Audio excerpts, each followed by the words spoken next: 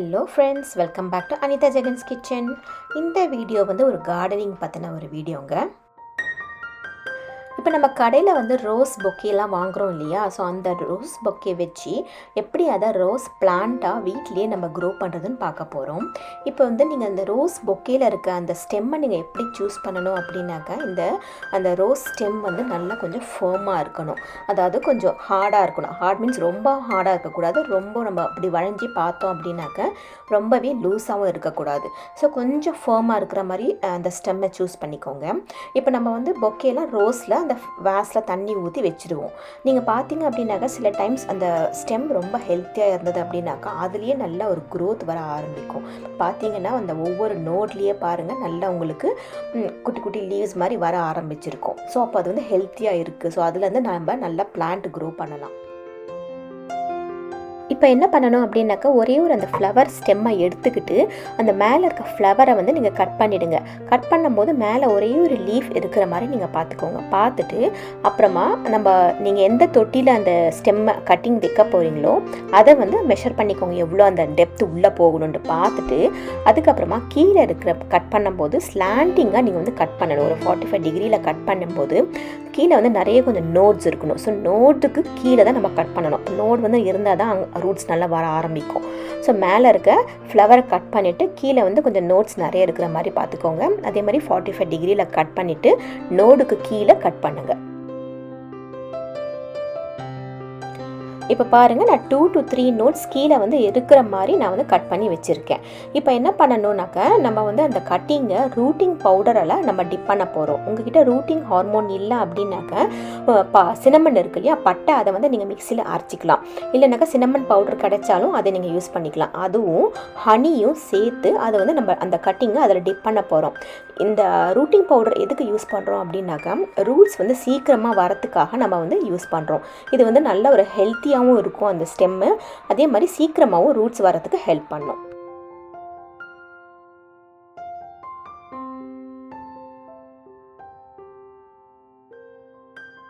இப்போ சும்மா அந்த ஒரு கட்டிங் எடுத்து அந்த ஹார்மோனில் நம்ம டிப் பண்ணிவிட்டு அப்படியே தட்டிட்டு அந்த பவுடர் எல்லாமே எடுத்துகிட்டு நம்ம வந்து ஈக்வி டிஸ்டன்ஸில் அந்த ஒரு பாட்டில் நம்ம வந்து 4 ஸ்டெம்மை நம்ம வச்சுருக்கோம். இப்போ நீங்கள் வச்சுட்டு மேலே வந்து இன்னும் கொஞ்சம் எக்ஸ்ட்ரா சாயில் நீங்கள் ஆட் பண்ணி நல்லா கொஞ்சம் ப்ரெஸ் பண்ணி விட்டுடுங்க. ப்ரெஸ் பண்ணிவிட்டு தண்ணி விட்டுட்டு நீங்கள் அப்படியே வச்சுடுங்க. டைரெக்ட் சன்லைட்டில் வைக்காதீங்க, கொஞ்சம் நிழல்லையே வைங்க. நல்லா கொஞ்சம் சூடாக இருக்கிற இடத்துல வச்சுருங்க. வச்சுட்டு நீங்கள் பார்த்தீங்க அப்படின்னாக்கா ஒரு 2 to 3 வீக்ஸ்லேயே நல்ல லீஃப் வர ஆரம்பிக்குங்க. பாருங்கள் எவ்வளோ அழகாக இருக்குது பார்த்தீங்களா. அந்த லீஃப்லாம் சூப்பராக நல்லாவே க்ரோ ஆக ஆரம்பிச்சிருக்கு.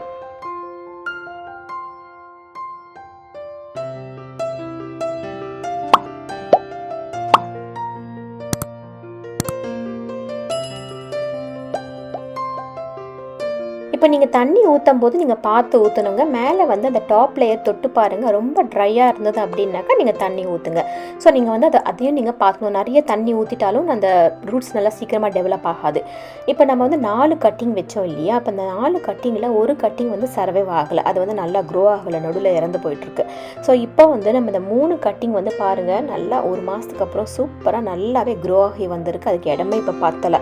அதனால் நான் இப்போ வந்து பெரிய பாட்டுக்கு நான் இப்போ மாற்ற போகிறேன்.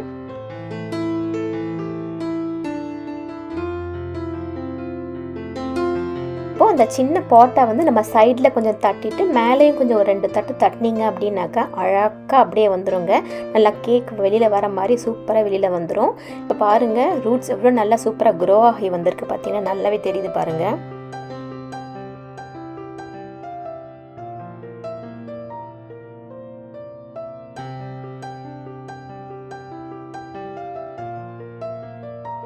இப்போ பாருங்கள் அந்த ஒரே ஒரு அந்த கட்டிங் எடுத்து காமிக்கிறேன். எவ்வளோ நல்லா சூப்பராக க்ரோ ஆகி இருக்குது பார்த்தீங்களா. ரூட்ஸ் எல்லாமே நல்லா ஹெல்த்தியாக இருக்குது இந்த பிளான்ட்டு.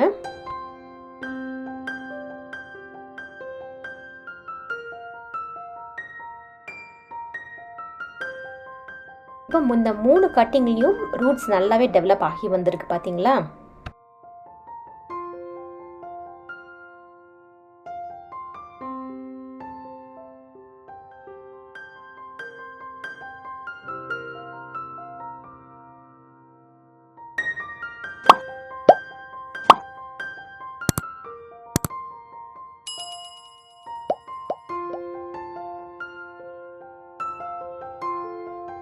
இப்போ இந்த 3 கட்டிங்கையும் நல்லா ஒரு பெரிய பாட்டில் நீங்கள் மாற்றிக்கோங்க. நான் இந்த கம்போஸ்ட் மிக்சரில் என்ன ஆட் பண்ணியிருக்கேன் அப்படின்னாக்கா சாயில், அப்புறம் கம்போஸ்ட், அதுக்கப்புறமா வந்து பெரிலைட். ஸோ 3மே சேர்த்துருக்கேன்.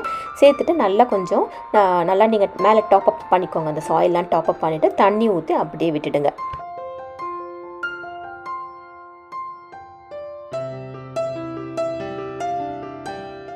இப்போ பாருங்கள் 2 to 3 வீக்ஸ் கழித்து பார்த்தோம் அப்படின்னாக்கா சூப்பராக நல்லா ஹெல்த்தியாக பெருசாக க்ரோ ஆகியிருக்கு. அதே மாதிரி மொட்டு வர ஆரம்பிச்சிருக்கு பார்த்தீங்க இல்லையா? நல்ல ஒரு ரோஸ் பாருங்கள் நல்லா ப்ளூம் ஆக ஆரம்பிச்சிருக்கு.